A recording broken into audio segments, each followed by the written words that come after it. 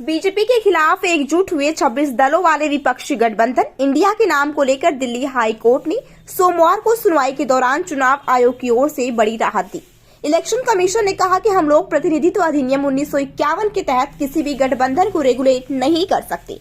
दरअसल विपक्षी राजनीतिक दलों के गठबंधन INDIA के संक्षिप्त नाम के तौर पर इंडिया का इस्तेमाल करने के खिलाफ दायर याचिका पर निर्वाचन आयोग ने अपना रुख साफ करते हुए कहा कि उसके पास राजनीतिक गठबंधन को विनियमित करने का अधिकार नहीं है। आयोग ने कोर्ट में कहा कि Indian national development inclusive alliance यानी कि इंडिया के नाम पर हम कुछ नहीं कह सकते, क्योंकि लोक प्रतिनिधित्व अधिनियम 1951 के सेक्शन 29A के मुताबिक गठबंधन विनियमित संस्थाएं नहीं है।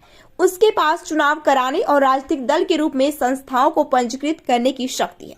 इसके साथ ही चुनाव आयोग ने कहा कि राजनीतिक गठबंधन को जन प्रतिनिधित्व अधिनियम के तहत विनियमित संस्थाओं के रूप में मान्यता देने का अधिकार नहीं है।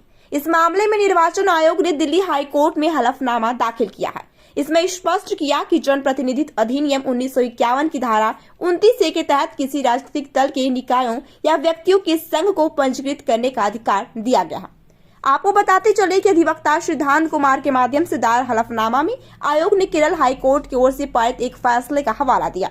इसमें कहा गया था कि एक राजनीतिक मोर्चा या राजनीतिक दलों का गठबंधन जन प्रतिनिधित्व अधिनियम के संदर्भ में एक कानूनी इकाई नहीं है और ऐसे राजनीतिक गठबंधन के कामकाज को विनियमित करने के लिए कोई वैधानिक प्राविधान नहीं है। INDIA के संक्षिप्त नाम के रूप में इंडिया का इस्तेमाल करने के खिलाफ गिरीश भारद्वाज ने हाई कोर्ट में याचिका दायर की थी। आरोप लगा था कि राजनीतिक दल देश के नाम पर अनुचित लाभ उठा रहे। याचिका में गठबंधन पर संक्षिप्त नाम इंडिया के इस्तेमाल और प्रतिवादी राजनीतिक गठबंधन की ओर से इंडिया उपनाम वाले राष्ट्रीय ध्वज के इस्तेमाल पर रोक लगाने के लिए अंतरिम आदेश देने की भी मांग की गई थी।